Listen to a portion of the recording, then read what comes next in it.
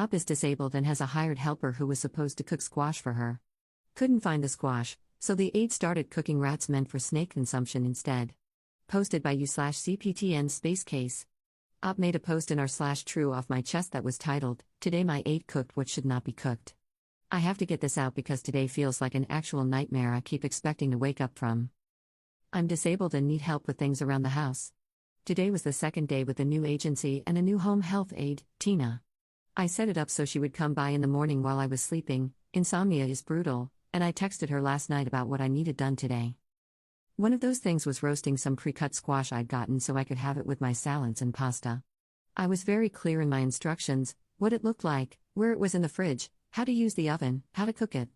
I also have a roommate who was up and told her she could ask them for help if she couldn't find anything, or come get me if truly necessary. Now, I have 3 pet ball pythons. They eat rats that I thaw from frozen in the fridge in a reusable plastic bag. Yes, that's where I'm going with this. Tina couldn't find the squash, so obviously, that meant she should roast the first other thing she saw that was also technically encased in plastic, in a completely different area of the fridge. The effing rats, in butter and salt, in my nice baking dish. And that's insane all on its own. But if you're going to cook any animal, you should at least clean and skin it first, right? Do the crazy, disgusting thing properly so I can respect the effort, instead of just sticking them in as is, fur and guts and all. And the smell, good God, baby Jesus, the smell. It woke me up and had me gagging the moment I opened my bedroom door. Definitely not squash, or food smelling for that matter. At first, I thought the squash had spontaneously rotted overnight and she tried to cook it anyway.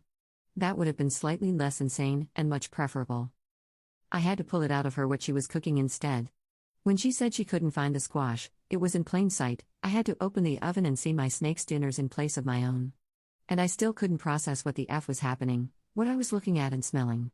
I don't like yelling at people and generally avoid it. Today was a day for exceptions. And at the end of my half-crazed, dissociative rant, I told her to get the whole dish, its contents, and herself out of the effing house, and to not come back. Suffice it to say, I've contacted the agency to report it and am requesting a new aide. Now I'm sitting in a cafe, trying to calm down and eat something despite the scent memory that's taken up permanent residence and is turning my stomach. The whole house reeks like musty, sewage-dipped pork that had been left out for a whole day before being cooked in rancid oil, and I'm not sure Febreze is gonna cut it. I don't want to go home. Edit. Some further clarification about things people were asking in the comments.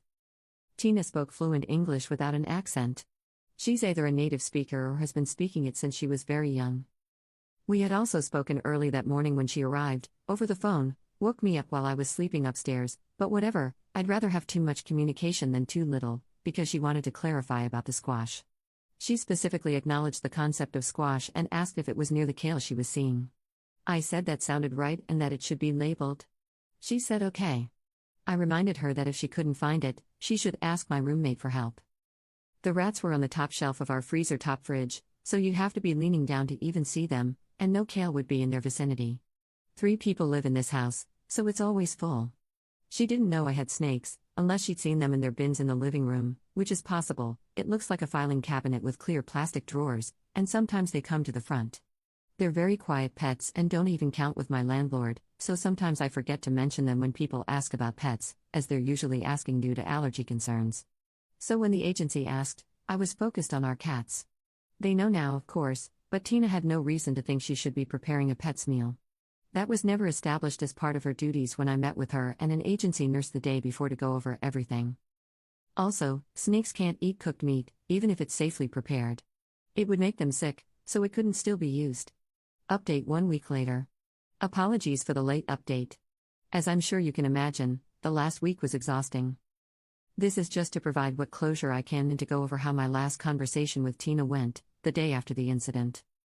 When I was on my way to the cafe to escape the house last Tuesday, she actually texted me an apology, saying, "I'm so sorry, I feel so stupid and bad. This has never happened before," and offered to pay me back for the rats and the dish, as I had mentioned the rats were expensive. Which is honestly more than I was expecting, but never happened before. Well, I sure effing hope so. Though that begs the question, why now, why me? I don't know if there's a good answer. We agreed that she could come by the next evening with the money, $15 for the rats, $30 for the dish. She declined using Venmo or something similar, possibly because she didn't know how. Based on her comment about her grandson being my age, I estimated that she had to be at least in her late 60s, probably older.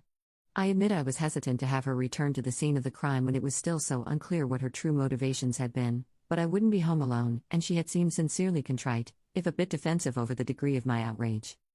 Before the appointed time, she called me to say she was on her way, and then she made, of all things, a request. She would be bringing her timesheet, so could I sign for the 2 days she'd been there? I was baffled. The audacity of asking me a favor when our meeting was about her making amends, claiming that her time with me should count as doing her job, and implying that paying me back was in exchange for something from me. Maybe that was why she wanted to use cash? But at this point, I just wanted the whole thing over and done with, and it's not like I was the one who'd be paying her, just my insurance. It was also confusing because, did that mean she was still employed?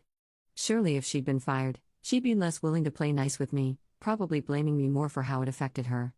At the very least, she seemed like the kind of person who would bring it up to make me feel at least a little bad. But maybe she wouldn't, I don't know. It was also strange because, out of the 3, now 4, HHAs I've had at 2 different companies, none have ever asked me to sign a timesheet for them. Maybe some of you all more familiar with the inner workings of these companies can shed some light here. I was nervous when she showed up. There's something about seeing someone do something so truly unhinged that shatters the basic trust that a fellow human won't do something else crazy, maybe something more harmful than running one out of the house. So I checked her hands through the window before I opened the door. She had 2 plastic bags, half full and bundled up to hide their contents, under each arm. A strange choice for a weapon, so I chose Faith. There was no more apology upon greeting, she mostly just seemed in a hurry, civil but brusque, like she wanted this behind her as much as I did. While she was rummaging, I asked how she disposed of the dish, the follow-up to the video I made, linked in the original post if you want to see, you shickos. And as expected, the first thing she brought out was her timesheet. Sure enough, there was a place for a patient's signature, and as I took it, along with the proffered pen, and set it against the doorframe to sign, I said, just to confirm, we said $45, right? The look she gave me as she reached into her jacket was so offended, and her civility evaporated, like I was questioning her word, and how dare I? She said, I'm gonna pay you. I said I would, in a tone that was like, calm down, paranoid prick. It took all my self-control not to respond with, you also said you'd cook the squash. Like, yeah, lady, wonder why I would want to triple-check anything we agreed to at this point, my bad. But she did, in fact, hand me the wad of bills, after I'd handed back the timesheet and she checked it, and then she left in a bit of a huff. I just told her to take care of herself, to her back.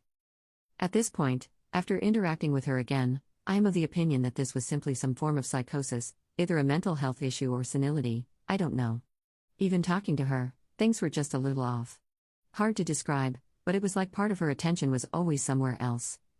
I do not believe this was malicious or weaponized incompetence, as many were saying in the TikTok comments. She had nothing to gain from this, and clearly, she wants to keep her job. After the shock and horror have worn off, I just feel kind of bad for her. She clearly shouldn't be in this profession, which, by the way, she said she's been in for 30 years, so I blame these companies more for not being thorough in their hiring and training process. Psych evils should be par for the course, surely. And I know I probably shouldn't have, it's none of my business, but it was eating at my conscience not to express my concern. Because I don't know what's going on in her life. When it comes to things like reality breaks and changes in behavior, it can be really hard to see for ourselves, and maybe the people in her life aren't saying anything, so she's not seeking the help she needs. So I texted her a little while after she left. I thanked her for taking responsibility, acknowledged that I was butting in, and then brought up how she had said this had never happened before and how she had seemed confused about how it happened. I gently and non-judgmentally suggested that if this was a new kind of issue or if there had been other strange occurrences, it might be a good idea to talk to a doctor, just in case something else was going on that needed to be addressed. I ended with, but if I'm way off base and out of line, and you're just used to people eating like that, I apologize and wish you the best. After a day of silence, she sent 2 texts, copied here. K. Thank you. People make mistakes. God bless. Have a good day. That was, and I'm sure will remain, the last I heard from her. I'm sorry I can't recount some detailed confession about how it had all been a nefarious plot by some vengeful ex who had their aunt impersonate an aide to poison me.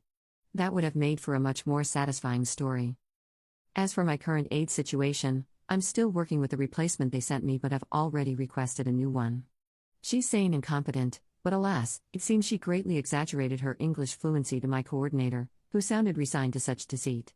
In any other service context, I wouldn't care. We have translator apps, but I think we've seen how critical clear and easy communication can be when one person is relying on another to meet their needs while sick. Others have told me how long it can take to find a good fit, so I guess I'll just have to keep spinning the revolving door until I do. Also, I have put in a request for the agency to reimburse me for the takeout I had to get that day. The oven has been cleaned and sanitized within an inch of its life and seems okay now? I dunno, asking for a replacement or suing anyone seems like a lot of hassle, especially when I already have a medical malpractice case in the works. Thank you to everyone for taking an interest in my harrowing experience and for your support. It legitimately turned this into something more lighthearted that I can laugh at now, whereas it would have remained traumatic otherwise. May your squash always be squash. Editor's note. Op's TikTok account is at Kelsey Can Stand and has 2 videos talking about the event, including one showing the baking dish in which the rats were cooked, now in the trash.